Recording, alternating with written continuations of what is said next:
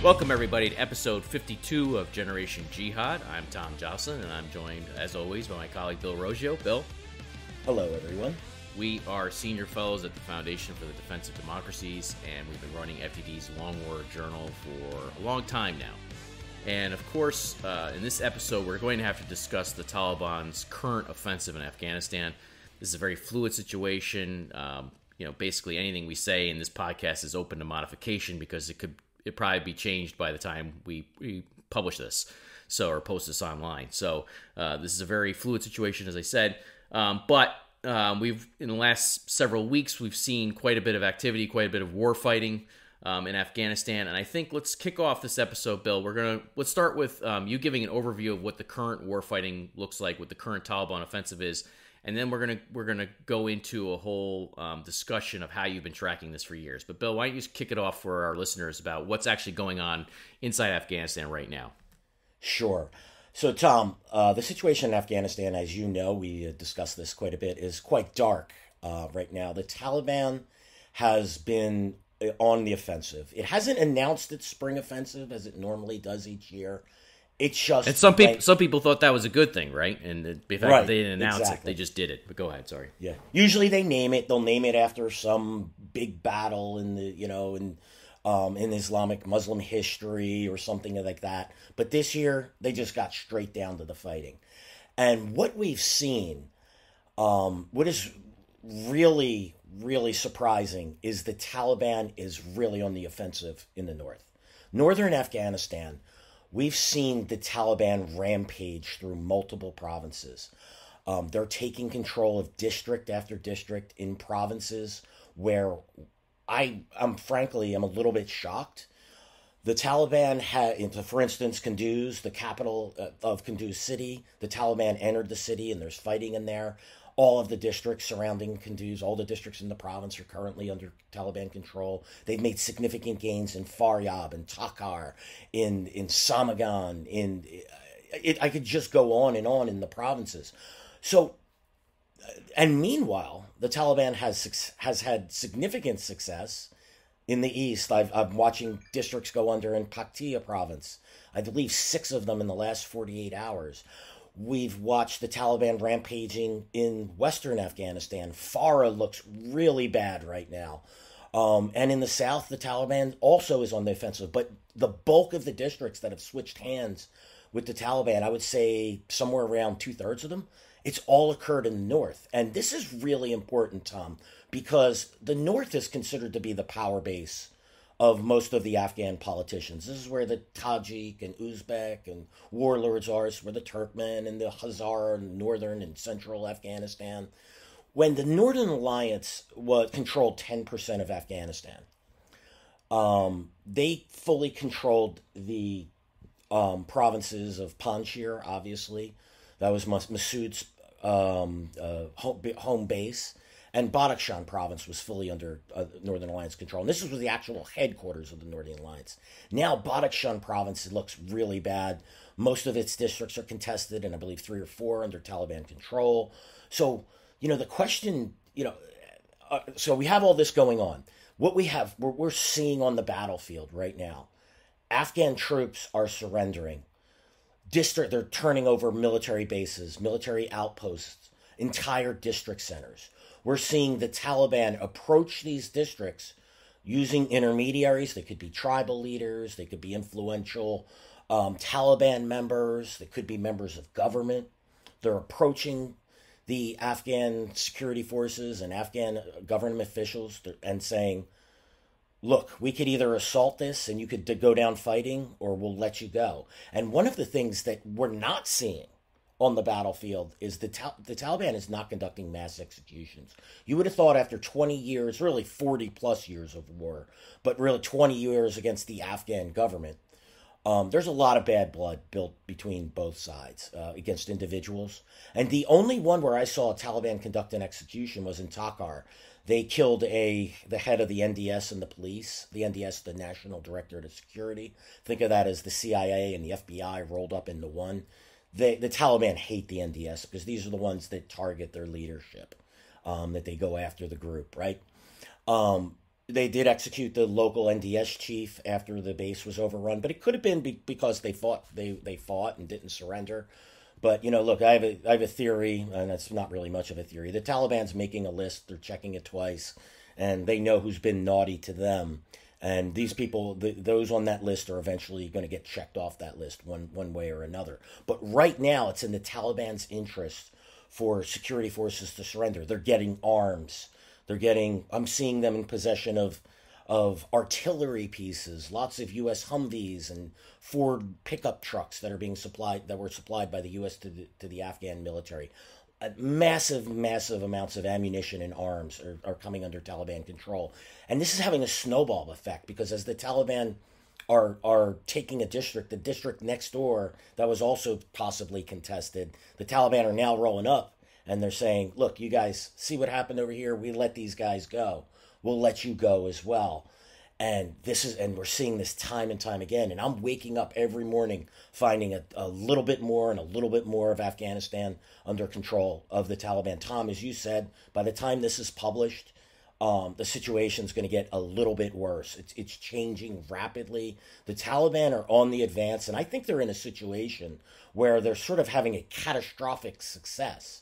They're having more success than they thought they ever would. I actually had some pretty good intel from this and from a source that I can't discuss here.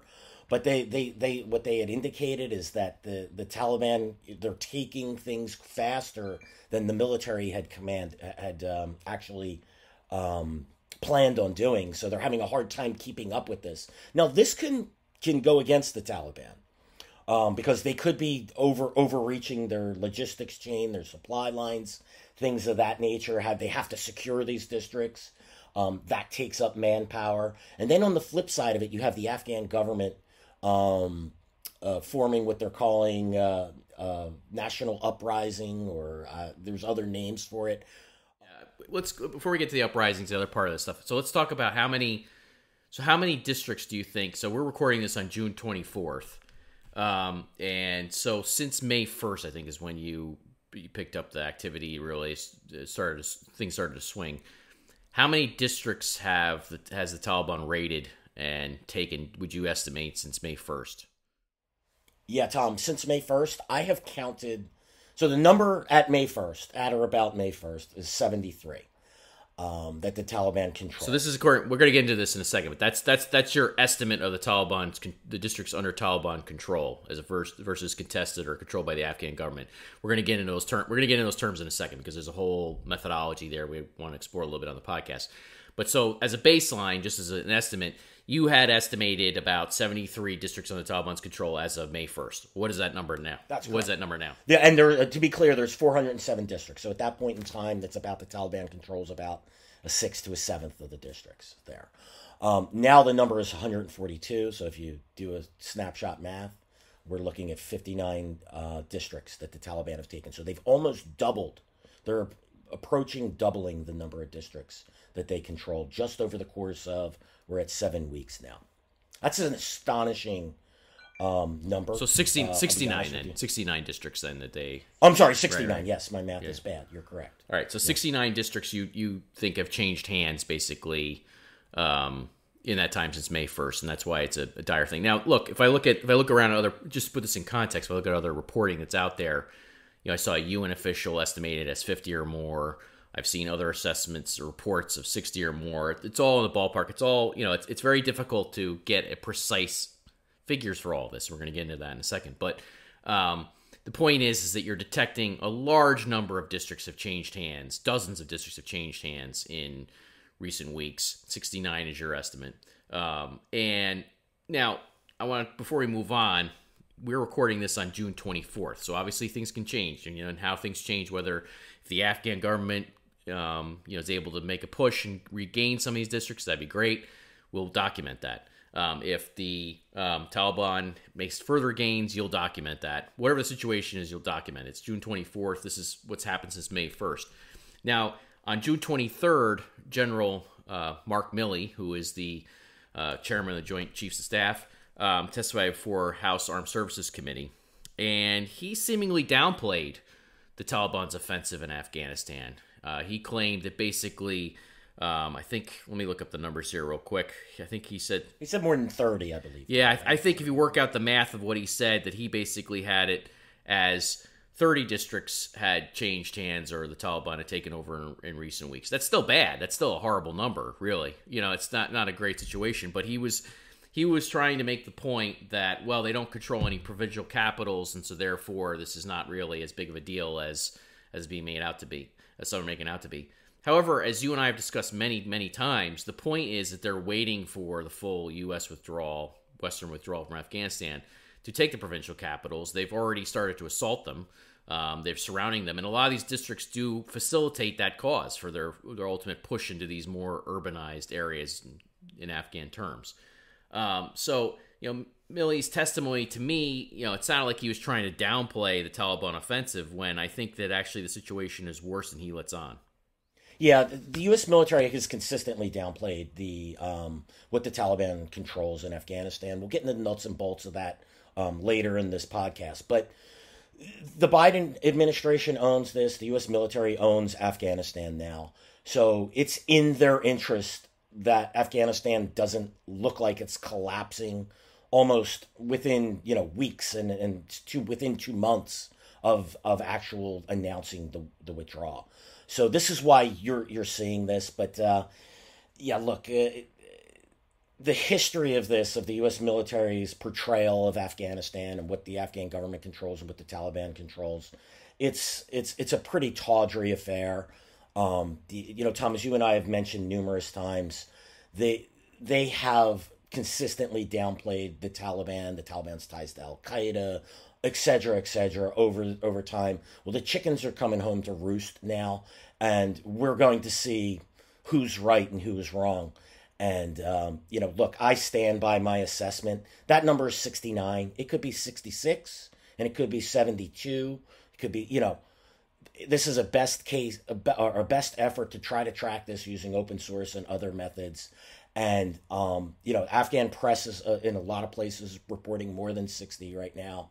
And, we're all on the same page. I don't know where he's getting his numbers, but the U.S. military they lost interest in gathering this information a couple years ago. And now that they want to get back into the district counting game, I find that to be a little amusing and a little too late to matter at this point. So before we move on to the analysis you're talking about, your mapping of Afghanistan, was one point you raised real quick, is that the Afghan government is trumpeting these uprisings in Afghanistan, these local militias and others that are forming to combat the Taliban. And I would say, the language about that I think is very telling, right? Because when you talk about an uprising, you're talking about uprising against the more powerful actor. You're acting as the insurgent against the more powerful entity.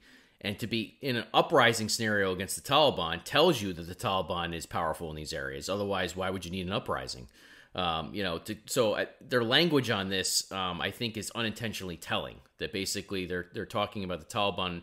Simultaneously, they're trying to downplay the Taliban's gains, while at the same time trumpeting these uprisings against the Taliban, which really has momentum and is a powerful actor in some of these places.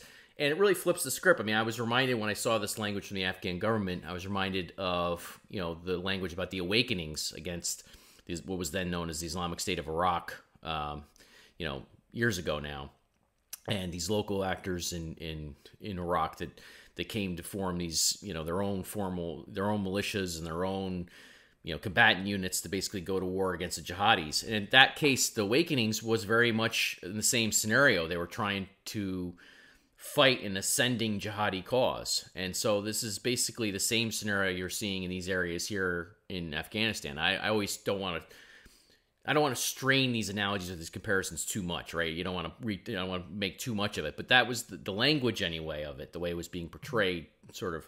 That's what it meant to me. That's what it symbolized to me, was that the Taliban really is in a position of power in some of these areas, and that's why Afghans are in a situation now where they're in an uprising mode. Yeah, Tom, two things on that. First of all, when you said that the other day when we were talking on the phone, you blew my mind. I hadn't looked at it from that perspective. And after you said it, it was just so obvious that there's an unintentional admission of failure here. Because if you, like you said, if you need to be called the uprising, that means you're uprising against what? You're uprising against Taliban rule.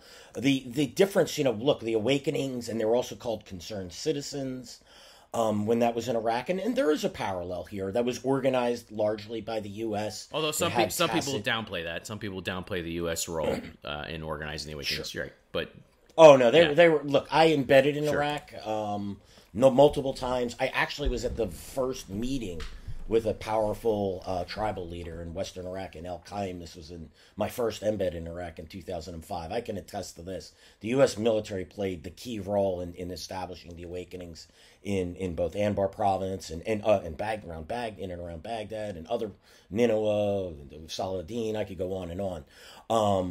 So that's just garbage. But so, Bill, I have to inject one thing there. Garbage sells. There's so much garbage analysis in our field that it's just because it's garbage doesn't mean it's still widely accepted, But anyway, go ahead. Exactly. I just, I roll my eyes at this stuff, as you know. I find it insults my intelligence. Listen, we're recording this podcast in the context of which Washington's been blathering on about a peace process involving the Afghan war for years now. What peace process? What in the hell are you talking about? What peace process? But is this what peace looks like? It's just totally delusional. But at the risk of going down that road again, let's move on. Let me make one more point, Tom. At least the U.S. military and the Iraqi government, when they were forming the awakenings and concerned citizens, they didn't pretend that there wasn't a problem, that these awakenings weren't needed, and that they were clear about the situation was to drive the Islamic State out of control, from control of this. And they didn't use bad terminology like uprisings to describe their movements. I just find that very interesting. And Tom, the analogy is very apt, except, part of the problem with this, though, is this looks to be the return of the warlords, which is what probably is needed. But the question is are they going to be able to do what an organized Afghan military with an air force and, with special forces and commandos, are they going to be able to do what the Afghan military has been failing at doing? I've recognized that there'll be a supporting arm, but boy, the military has already lost a lot of men and a lot of material in this Taliban offensive. I'm skeptical that they're going to be able to help otherwise on the margins. But maybe I'll be wrong about this. That's quite possible. I do expect some districts to get flipped, but I don't know that they're going to break the Taliban's momentum. But we're going to find out. Yeah. Now, one of the talking points. I keep teasing the discussion of the map that you've been doing, but one of the talking points I think we should mention before we move on too is this idea that by documenting the Taliban's gains, that's somehow unwittingly promoting the Taliban propaganda and their messaging. This is pure horseshit, right? The point is that if the Taliban is either taking districts or it isn't, and that's a fact that should be known and understood. It's not now if the Taliban is falsely claiming gains somewhere, then we should know that. We should document that too. But that's not the issue here. The issue here is, how pervasive and how widespread is the Taliban offensive. It's a question only at the margins of how many districts they've taken now or overrun since May 1st, not a question of, if it's happening. It is happening, and this is a success for them. And that's documented, that doesn't come from Taliban propaganda alone. That's one of many variables that you and I look at in trying to understand all this stuff. It comes from independent press reporting, it comes from the Afghan officials and Afghan government forces, security forces, it comes sometimes from American sources, although, they've gotten less and less authoritative on this stuff, even though they were never really authoritative on it. From UN, from other international actors. So the point is, there's a lot of different reporting to look at when you're documenting this stuff. But the idea that this is mindlessly repeating Taliban propaganda or bolstering the Taliban's talking points, it just doesn't make any sense. It's just nonsense. And furthermore, if the Afghan government were really retaking lots of these districts, that's a good thing. We'd want to report that, right? Yep, absolutely, Tom. So, absolutely. Show us, show us that data, show us that evidence, and be happy to report that you push back. And the point is like, we're not rooting for the Taliban and its allies and Al Qaeda and other jihadist groups to have success here. We think this is really a terrible ending to the American presence in Afghanistan at this point. The war isn't going to end, but the American presence is ending, and this is not the outcome that you or I were rooting for sure. So none of this is really in our interest to document this way or to cheerlead this stuff at all. Quite the opposite.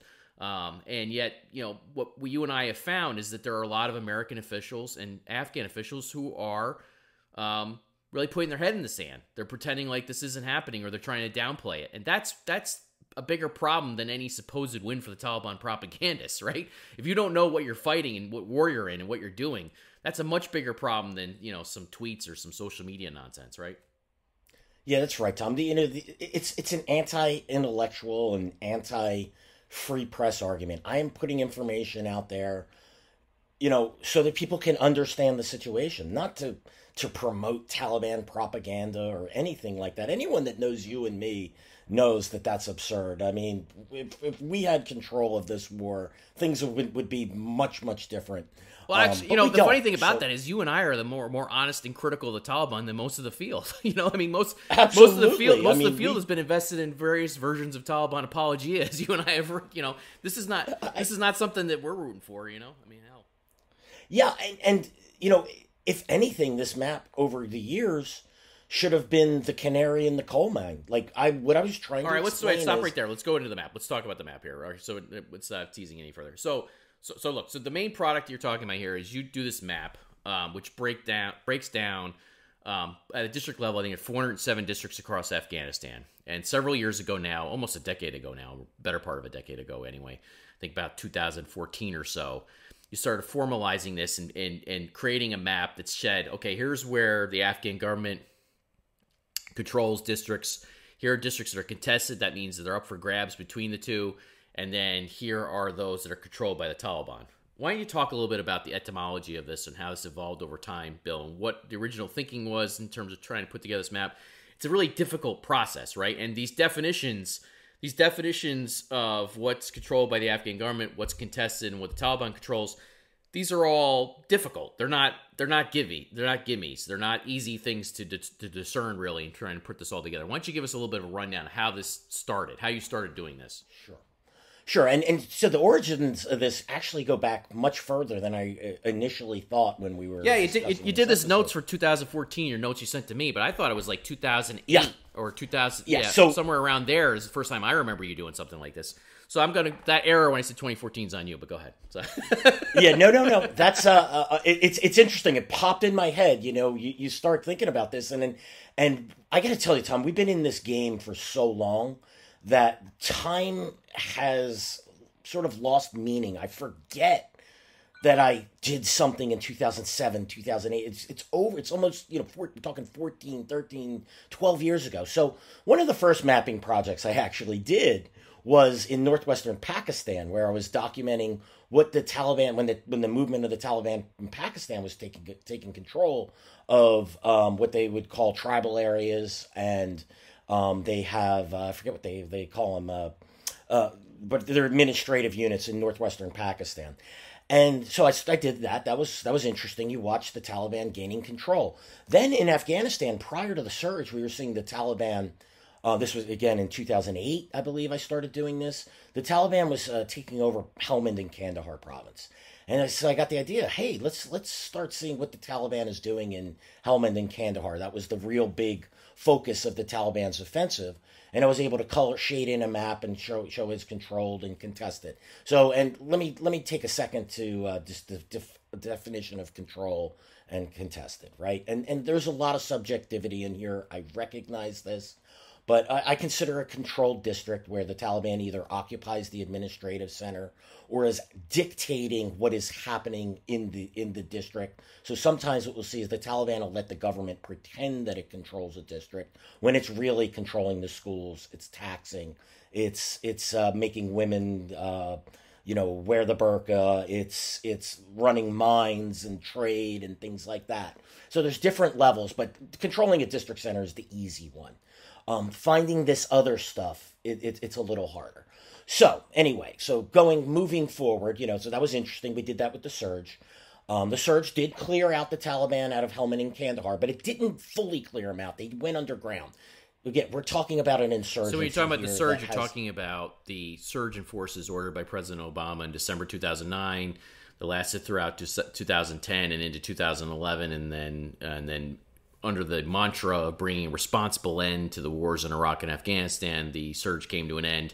And basically the intent was to fully withdraw during the second Obama administration, but President Obama decided to leave a rump force of less than 10,000 Americans in Afghanistan because the Taliban wasn't so interested in peace. But go ahead. So now go and... Yes, correct. So post-surge, Helmand and Kandahar looked a lot better, but there were still Taliban in these areas. They just were underground, classic insurgency. Tom, you and I, we predicted back during the surge, we're like, it's not enough. President Obama, he put in a timetable. So he told the Taliban how long they needed to lay low. He stuck to the timetable. So while U.S. forces started to leave, the Taliban started creeping back in these districts. And then at some point, so I'm watching this and I'm going, hey, this is interesting. But, Afghanistan was kind of quiet at this time. There were small scale attacks, whatnot. I'm talking from around 2012, 13, 14. But around 2014, the Taliban started to show up in force. And and this is what spurred me to do it. I saw a report that was in the Afghan press and was quoting an anonymous Afghan official, and he said the Taliban are actually in control of these 8 districts. And I said, whoa, that's interesting. I said, all right, let me try to start mapping this. So, and I found out one of those districts was Bagram in the northern district in Helmand province, and that district never went out of Taliban control. So even during the surge, the U.S. military forces didn't enter there.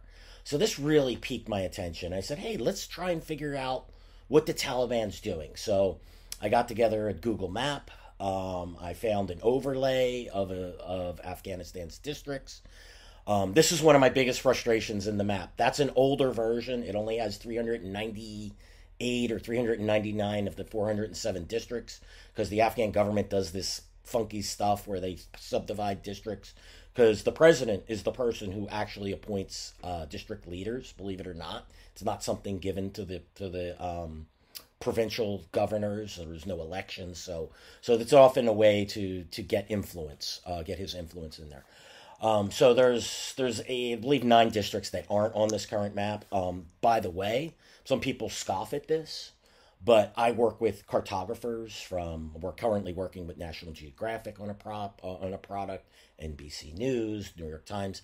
Everyone has the same problem. No one can figure out where these districts are. So this map is I want to be perfectly clear about this.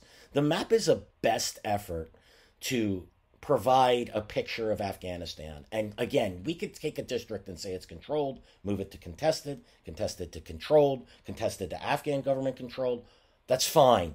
But the general picture of this map doesn't change. So again, so I started... this Google map, it was pretty clunky looking, but it gave you a picture, right? And I was really happy about that. At the very beginning, it was very difficult to find open source information on what was happening, but I slowly put together a picture, and I want to say by 2015, 16, I probably had like around 20 districts that were Taliban controlled and another 30 or 40 that were contested. So that was the picture, up to that point in time. All right, so you start doing this map, put together this product. Now, eventually, other sources try and do their own version of the map, do their own maps. I know that at one point the U.S. military started tracking this and then stopped producing these assessments. Probably we'll talk about that in a second. I know that also the Special Inspector General for Afghanistan Reconstruction, Cigar, this office, which issues these quarterly reports to Congress on what's going on in Afghanistan, has also produced versions of the map, or data anyway, on the districts and what's going on. Why don't you talk a little bit about the other sort of competing products that were put out at different times and sort of the issues you ran into in terms of comparing those products to what you were putting out. Now, it's not like, when the U.S. military did produce this product, and we're going to talk about how they canceled it in a second, but when they did produce these data, and you would use those data, you compare, you would try and figure out why is it there's a discrepancy, and you would try and resolve the discrepancy. It wasn't like you'd say, oh, you're automatically wrong. You would try and use it as a metric or a barometer for your own reporting to try and understand, what is going on here. And if you detected something that you were wrong on, you would have changed it, but that was often not the case. But go ahead and tell us about these other competitive products. Yeah, sure. So the Cigar map, this is the Special Inspector General for Afghanistan reconstruction. Love you, Cigar. It's a great organization. I wish every branch of the U.S. government worked like Cigar works. They're creating their map based on the Department of Defense information. It was something that I believe they were mandated by Congress to do that. Cigar, again, the quarterly reports. So I want to say sometime in 2015 or 16, before Cigar started producing the maps, and again, time's a little fuzzy for me here, and I didn't have the time to research the exact dates here, but I was contacted by a military officer in Kabul, and had a phone conversation, and the question was, "Hey, Bill, we see you're doing this map. How do you do it?" And my response was, "You guys aren't doing this?" And I was just really surprised that the U.S. military that sends people out into the field, and sends the State Department is sending field, that they weren't trying to assess the status of districts where they are sending special operations forces and State Department personnel and NGO. So, let's pause there for a second, right? Because it isn't fine.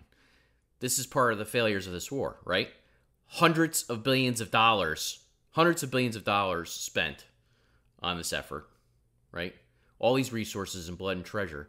And a guy in New Jersey who's embedded in Afghanistan and Iraq several times puts together a map that these guys aren't doing, right? Yeah. Okay, that's not fine.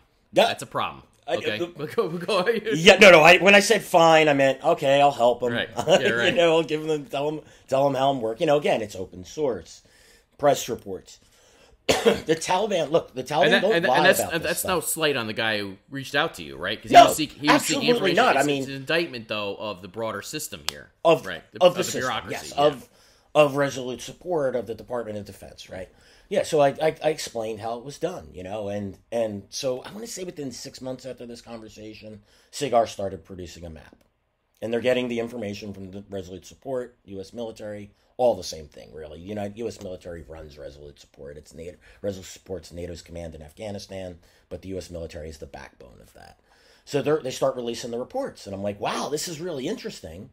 And I'm looking at, but they don't release the individual data so for about, I want to see 6 months to a year for these reports. They're just giving percentages, and their numbers are pretty close to mine. Like, I want to say at the beginning, we might have been like 15 to 20% off in the number of districts, because I didn't have a full picture at this time, right?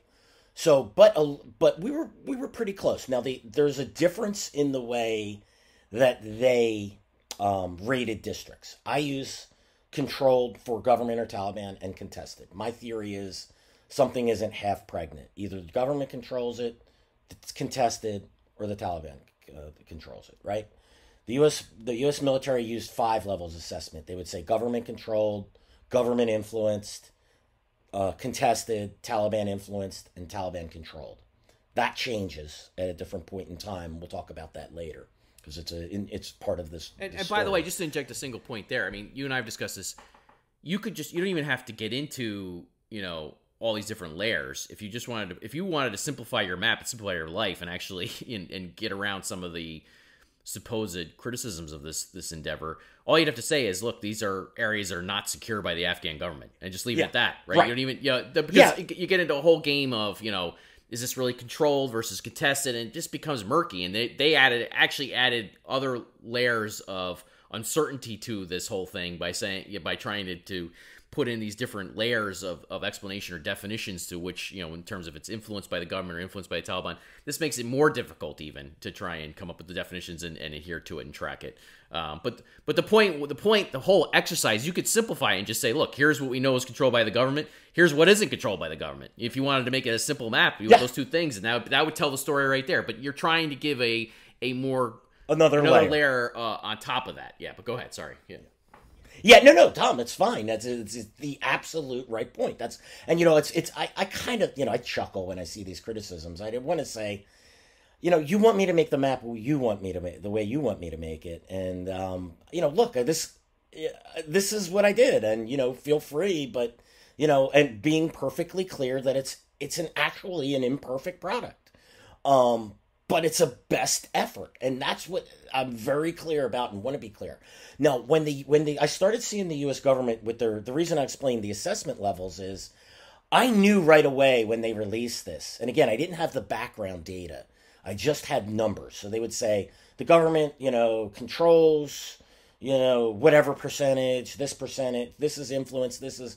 And I said, oh, I know what the U.S. military is always going to put the best. They're going to give you the Pollyanna best case assessment, right? Because the whole purpose of them doing this map from the beginning was to show that the Afghan government is gaining control, right? And I predicted immediately that they would use the influence categories to downplay the status of districts. So, for instance, if a district really was Taliban controlled, they could fudge it and say Taliban influence. If a district was contested, they can fudge it and say government influence. Do you see where I'm coming from?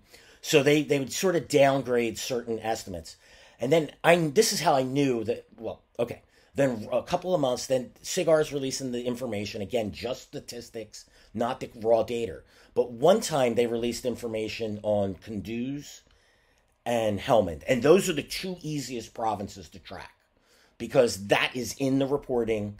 Any reporter knows that at any point in time, nearly all of Helmand is either contested or controlled. By the Taliban. By the Taliban, yes. And Al-Qaeda, should we say. Contested and controlled by the Taliban and Al-Qaeda. That's By the way, when we're talking about the Taliban insurgency, as you've listened to our podcast now, and we're on episode 52, or read our writing through the year, this is the great disconnect the dots thing that was accomplished in the analytic circles when it comes to Afghanistan, is people have drawn this firm line between the Taliban and Al-Qaeda, when in fact there is multiple encyclopedias worth of evidence showing the Al-Qaeda is still deeply embedded in the Taliban insurgency. But go ahead, sorry. Yeah. And the story of that is seen in the North, Tom. The Al-Qaeda helped the Taliban work closely with the Taliban to integrate the Tajik and Uzbek terror groups into the Taliban rank and file. And again, it's not just in the North, but that right. So even back to Helmand now. Everybody knows that Helmand is mostly contested or controlled by the Taliban and Al-Qaeda. Kunduz, it's a clear situation. So tell us what the data showed. So they actually released numbers, and it was like only 3 districts in Helmand. I'm guessing. Out of how many total districts in Helmand? There are, I believe, there's 12 or 13 districts in Helmand. Do they be like only 3 are Taliban controlled? One is Taliban influence, 3 are contested, and etc. down the line. And I'm looking at this going, yeah, absolutely not. At that point in time where they did this, 6 districts were under Taliban control. And any reporter that covers Helmand knows this. So, same thing in Kunduz. It was the same type of situation. So you're from everything that they're basically underestimating Taliban control by 50%. They're saying 3 districts are controlled by the Taliban, when in fact it's about 6, and then we know that they contest the rest, basically. Yeah. And there was another issue in this report, by the way. My map is done in real time, okay? Their map, and this is a problem, by the way, but I'll mention later, because I constantly get requests, can you do this over time? And I never created the map to do this because of the way it was built, right? I gathered information slowly, and I really didn't become like something that I really felt confident that it provided a full picture until sometime in 2018, 2019. And by then I was already down the road of just making a real-time map. But, so their map is always at least 3 months delayed to their information. So that could explain some of it, but it wasn't, because most of these districts, like in Helmand and Kunduz, were under Taliban control or under a significant period of time. So fine, but at one point in time with this, I actually was able to obtain the data behind the Cigar's map. And it was fascinating. And what did I learn? There were a couple of districts that I just had no information on that were actually contested.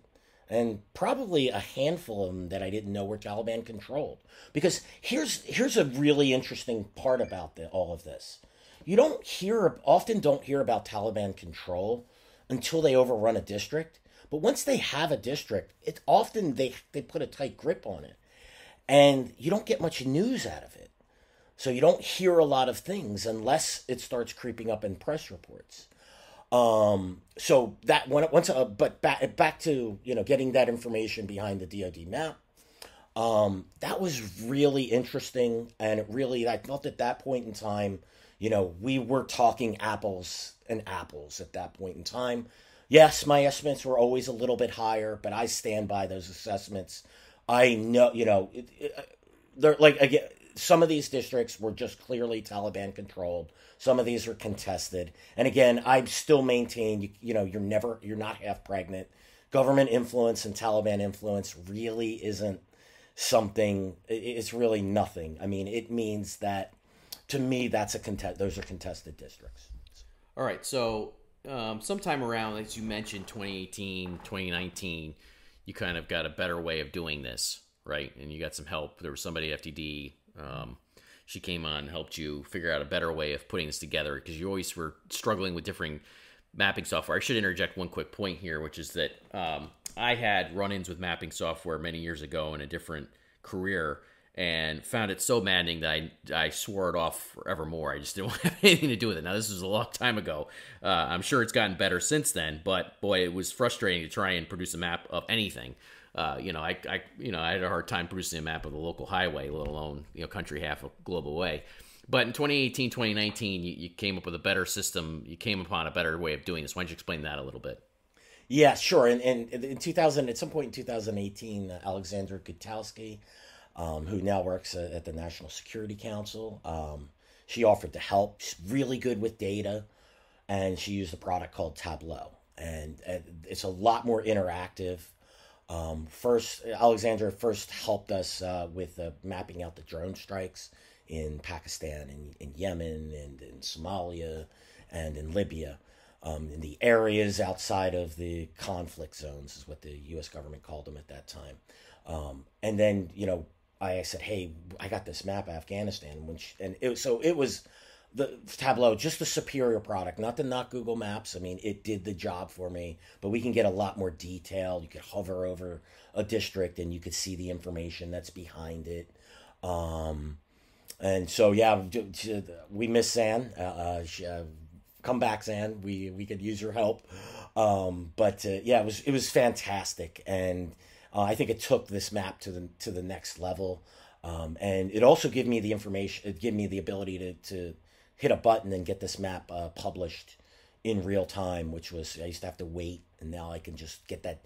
I get it. Something changes, it gets updated. So, and before I used to have to wait till midnight to get the map changes in, and that to me is important. Now, whenever I change something, I hit it, and we're up to date. And so I'm always thankful for Alexandra for her help in getting us up to speed. All right, so the U.S. government was producing its own assessments of this, and in November of 2017, General John W. Nicholson Jr., who was then the commander of Resolute Support and U.S. Forces Afghanistan, said that the quote-unquote most telling, those are his words, metric for success is population control. And by that he meant the percentage of Afghan civilians living in districts dominated by the government, those versus those controlled or contested by the jihadists. So this was the metric. So they were using, at one point, the U.S. military is using a version of this metric to measure whether or not they're having success in the war fighting in Afghanistan. Lo and behold, less than a year later, in October 2018, the U.S. discontinued use of that same metric and related ones altogether, saying, quote unquote, they are of limited decision-making value to military leaders. And by that point in time, by October 2018, the new commander in Afghanistan, General Austin Miller, who was the current commander of U.S. Forces Afghanistan as America retreats, he said that the goal was to bring about a political settlement for the war. And so they started measuring the success or failure of the war effort in Afghanistan based on the State Department-led efforts to negotiate a political settlement, which of course is going nowhere. And we can give you a very clear-cut metric for that one. It's a big fat zero. But anyway, so here's the thing. The U.S. military says this is an important thing to keep track of. This is how we're going to measure success for the war effort. Whoops, doesn't tell the story they want to tell, so they discontinue it and stop producing any kind of data to the public via Cigar or anywhere else. Doesn't that speak again to the failures here, Bill, of leadership and the problems that we've had here in documenting all this for years? Is that, we didn't say this is the most telling metric. They did, right? We thought it was important. You thought it was important. Exactly. But in their own terms, they were saying this is important, and then they say it isn't. Now, they would say, well, look, the Taliban and Al-Qaeda still don't control any provincial capitals, so a lot of the population of Afghanistan is still outside of their control. True. But but the whole point is that, again, it's this idea of the classic insurgency strategy of tying these nooses around these provincial capitals, waiting for the day when the U.S. and NATO is gone so then they can tighten the noose and take control. That's been the whole strategy all along. And these data show that. These data show that that's what they've been doing, waiting for that day. And the day has come, really. Now they're going to start with those offensive. But again, why did they discontinue putting any version of these data out, Bill? What was it they were really showing? Why was it problematic for them? Yeah, so and first, we make an effort at showing population control in our map. So if you look at our map and scroll toward the bottom, you'll see a bar chart. And it shows the number of, this is done by district, okay? So, and it's using old data, too. There have been population movements. So right now it shows 11.4 million or so under government control, 12.9 million in contested, 8.6 million under Taliban control. But what this doesn't show, which, by the way, those numbers are not good, and even those numbers at their face aren't good. I mean, that shows they're not, because large areas of contested. A lot of times, a district is contested because the government just controls the district center and the Taliban surrounds it. I still mark that as contested. So you might be able to take a third of that population, a half of that population, I don't know what number, and throw it under Taliban control, and you might be able to take a third or half or whatever and put it under government control. But it's not telling it's only, we had to pick district, okay, because it's the best way we can, again, an imperfect product that's supposed to give a view of what's happening. So back to what was the map showing over time, and what was the U.S. military's version of the map showing over time? Yes, to be clear. The U.S. military's version of the map and my map were showing the same thing. Sure, but this is what they discontinued their version, not yours. So yeah, they discontinued. Yes, right. Yes. Well, yes, the U.S. military's version was what it was showing is every quarter the Taliban were taking control of approximately 1 to 3 districts. So every 3 months, the Taliban would take control of anywhere between, say around 4 to 8 districts in Afghanistan, is probably right. And more were getting contested too.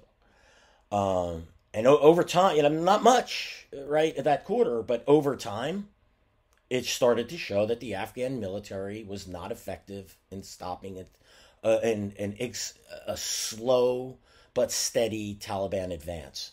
So that 1 to 3% compounded over 3 years looks really bad. And so the military didn't want this information, didn't want to put the military's official information out there to show this. So it used the excuse of saying that, again, and obviously with that, using the methodology, the population shows more and more over time that becoming under Taliban control. So they used the excuse of peace to kill the quote-unquote peace process.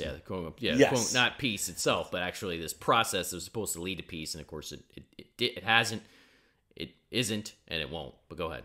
Yeah, and I'm told the military stopped doing this, right? Stop doing what? Stop doing this district level. Stop gathering the information. So again, the U.S. military has people out in the provinces. So wait a minute. So when General Mark Milley, the chairman of the Joint Chiefs of Staff, gets before Congress yesterday and talks about the number of districts that Taliban controls, what you're saying is, well, how do you know, bud? You're not really doing that analysis, are you? So. Well, I think they got out of the game at some point, and now they're back in. And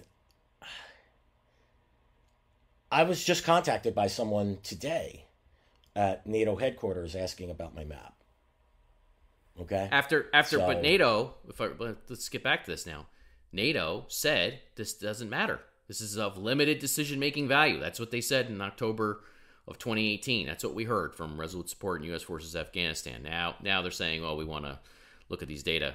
Yeah, now let's wrap up on a point here, unless you have anything else to add, Bill. Let's wrap up on a point. No, that's perfectly fine. Let's wrap up on a point here, mainly because I gotta go pick up my kids from school.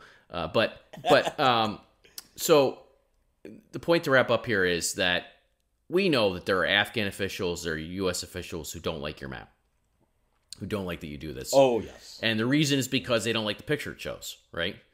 And now, here's the thing, right? I haven't seen, at this point, if they want to produce something that's accurate, that tells a dramatically different picture, go for it, right? I mean, if you could show there's a discrepancy here that needs to be resolved. If they could show, well, really these 10 districts that Roggio says are, contested or really controlled by the Afghan government or whatever, or Taliban controlled, they're not really Taliban controlled. You gladly report that. You gladly change the map to reflect those data. You would update it accordingly. But they don't like it. I think they don't like it because it's a more honest picture of what's going on, and they don't like honesty. And that's part of the problem we've had in documenting this war, right? Is that the dishonesty here across the board has been pervasive. And a big part of the problem is that when you lie to yourself for so long, the truth becomes incredibly inconvenient. And I think that I think your map is a very large inconvenient truth at this point, which is that they failed, right? They didn't succeed what they thought. They didn't do what they said they were doing. They didn't achieve what they said they were achieving. And now, as you said earlier, the chickens are coming home to roost. So here's the bottom line. As we go forward here and you keep updating this map, I think I could speak for you in saying, go ahead and put out something different. Put out something that's a better version of this. Go for it. We'd love to see a better picture, right? But you better be careful, right? Because if it's not accurate, you're going to get called on it. Exactly. Yeah, look, Tom, and you hit on it. Honesty was one of the key casualties in this war in Afghanistan. And, you could call me pumping Taliban propaganda or whatever. I'm just trying to make again, this map should have been used to sound the alarm that things weren't going well. And instead, it was derided and attempted suppression and whatnot. Well, I'll even go so far as it's based on some of what I've seen on social media and from some people who have emailed or commented, it's almost get the sense that your map is more of an enemy than the Taliban and Al Qaeda are, and it's pretty stupid. And it shows you just how lost everybody is in this conflict in terms of understanding what's going on. And this is a big part of the story of writing the history of the Afghan war, is America's role in the war in Afghanistan, is that, you can only delude yourself so long, right? Yeah, that's absolutely correct. I'd love to get a lot of these districts off of black and off of red. Please, Afghan government, get your stuff together and make it happen, and I'll happily report it. But and we may have some Afghan officials on our podcast here in the coming weeks, maybe, hopefully, and they could tell their side of the story. But get your story right. If you're going to try and tell us that Helmand is not mostly controlled by the Taliban at this point, well, we got a problem, right? Yep, and absolutely. Don't repeat the mistakes of the past. You've got to give us an honest assessment of what's going on.